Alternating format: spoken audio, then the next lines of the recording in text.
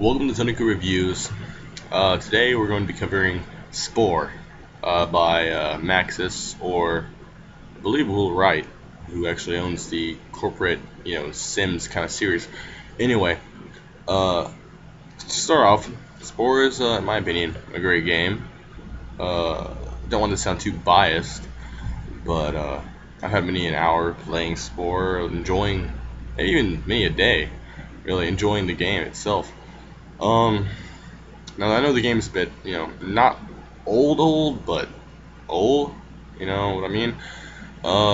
Spore started off, being in, I guess, in development, kind of just a theory on what people wanted to play. But, no, I picked up Spore, I believe, 3 months after it came out. And, just now coming out with a review for it is, well, it's just because I'm recently doing reviews.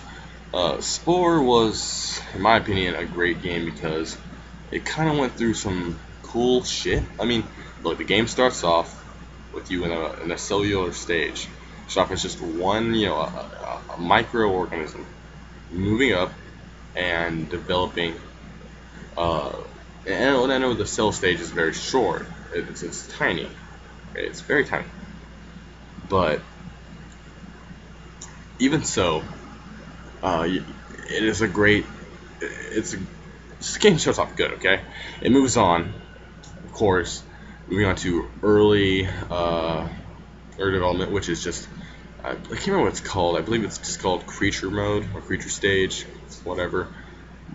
Pretty much where species develop, evolve, become better. And now it doesn't cover the same elemental understandings of Charles Darwin, of course, but it does kind of simulate in a sense that's quicker for people who are playing it. It's not exactly how evolution works, but in a sense it kind of is. If you're the better species, you survive. Move on to the travel stage, and you move on to the civilization stage, and then you move on to space stage. Now I want to review this by stage, stages alone.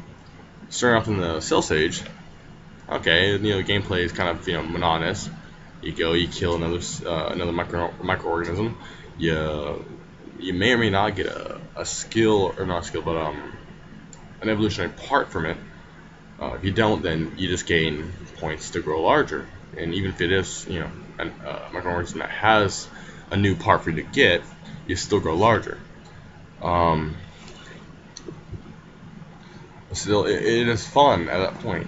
It kind of is that small, enticing moment where it's like, maybe this is gonna be a great game, but it does lead you on to go to the creature stage, the animal stage, the primordial portion of the stage, where a lot of the shit that you do actually matters, probably the most in late game.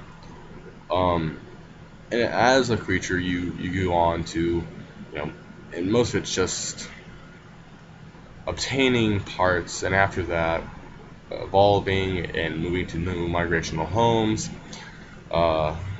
Later, after you hit that stage, it goes to the travel stage, to which you will then develop a tribe to the best of your limits at the point. So you take on another tribe, or complete the tasks at hand, in order to obtain new buildings, and the buildings really depend too, because there's cultural buildings which allow you to make allies with other civilizations or other tribes, which are other species, or warring buildings which allow you to do more damage to other tribes, which are of course other species. But overall, it works out pretty well. Then you move on to the civilization stage, which personally I find is one of the most entertaining stages, given the fact that you get to conquer a planet, and it's step by step. Some will say, in space stage you get to do the same thing, but no, civilization stage, it's not like you have a fucking, it's not like you have a fucking, I don't know, mini bomb that you can use at any time to destroy an entire fucking settlement, and easily move on to the next one. That stage is kind of balanced. So I mean, it moves on slowly, and honestly, from the first stage to the fourth stage, it's pretty good balance-wise. Fifth stage, immediately after that, it comes in real life terms where it's like, now you have to really focus on what's important to you as a person when it comes to playing games in this state of evolution. You have to develop new weaponry. You have to do certain tasks, quests, missions in order to obtain this weaponry or obtain things that will help you in your later conquest or colonization of other planets. And it's a fun thing about the space stage, let's just get to this right now, is that it never ends. I mean, technically, in the new updates, yes, it can end, but if you play an older version, it will never end because there's certain planets or certain systems you can't get to. I guess I could say that the new update, yes, there are certain systems you can get to, but you will never, at least in my opinion, unless you've been playing a long ass time, you will almost never be able to beat the game. I played the game through about 3 times, and each time I played through, and yeah, I imagine this game came out quite a while ago, but I've never made it to actually take over every system. At most, I believe I had 275 systems and under my control. And yes, that's under the elusive Grox civilization. I actually conquered some of the territories. Majority, actually, of my territories were previously their own. That's actually one of the major issues of why you can't beat the game so easily. The Grox are a larger part of the control the center of the galaxy. They're very unified, very capable of moving in, and they can actually colonize planets that are, well, they can't colonize planets. The planets they have colonized at the time are planets that are usually on a terraform 0, which, if you haven't played the game yet, means that the planets are inapplicable to you. You have to conquer planet, or the planets you colonize have to be at least terraform 1. They can terrorize, or they can colonize, not terrorize, planets of 0 or T0. Okay, so T0 means there's no way life could form on there. They can do that. Now they can't do it for T1, T2, T3. So if you somehow terraform a planet, then they just die. But given the fact that they can do it to terraform 0, it makes it a lot easier for themselves. They don't have to actually work on it. That's why they're so big at the time. Now, graphics-wise, this game at the time of its release is actually, in my opinion, was ahead of its time. I can't remember what the date was that the game came out, but I believe that was 2008. That came out. I may be wrong, but I believe that, yeah, that's the date. 2011 was the time that actually graphics like that were available as a mainstream thing. But for graphics wise, I mean, it still holds up to this day. So I gotta give it like 7 out of 10 for that, for graphics alone. There is no plot, so I can't really give, any fucking... I can't give a score for that, because there is no actual official plot. It's whatever you want to do. It's a sandbox, which is a great thing. Because if you don't know me, you know how I like playing games. I love sandboxes. Fallout 3, New Vegas, Grand Theft Auto, Skyrim, Oblivion, even down to Morrowind. I like sandbox games where I can develop my own story. The point is, moving onward, the game holds up to this date because it was made essentially by, Maxis, Will Wright, who is actually, if you haven't played a Sims game in the last 20 fucking years, you don't know what the fuck's going on, because he's made games that have actually been able to hold up. You go back and you play Sims Ants, okay? That game still holds up to this day. It might not be a great game, but it's still playable, still good. The graphics suck.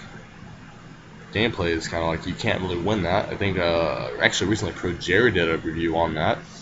I don't know how recent, but I remember watching a video recently of him playing Sim Ants.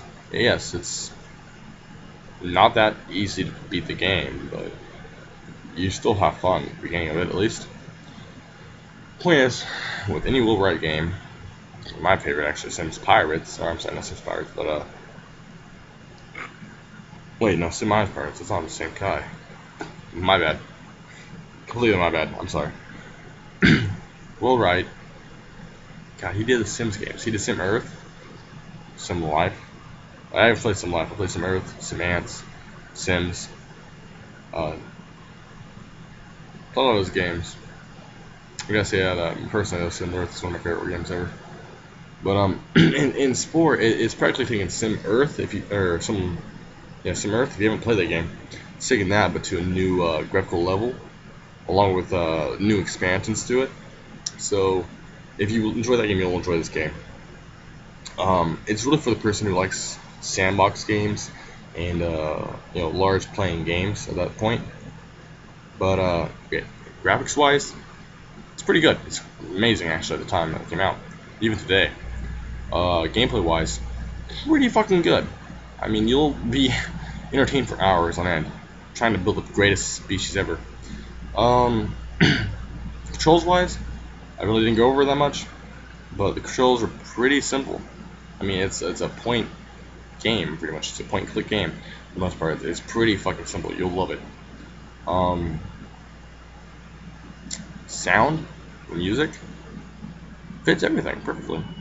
I mean, when there is music, it fits perfectly. Sometimes there's not music, but for the most part there is.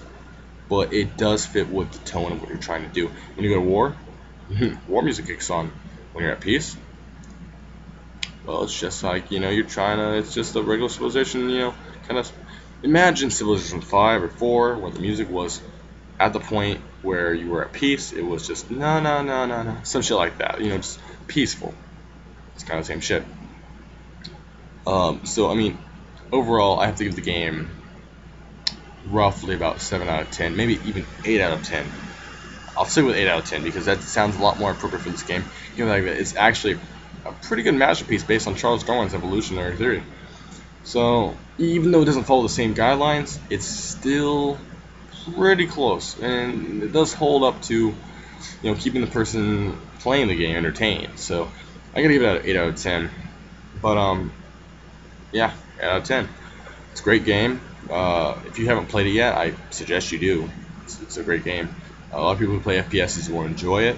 If you play RTSs or even just regular strategy games, you'll enjoy the game itself. But I guess that's just for like the long-term player. So that was the review from ZoNiCo on Spore.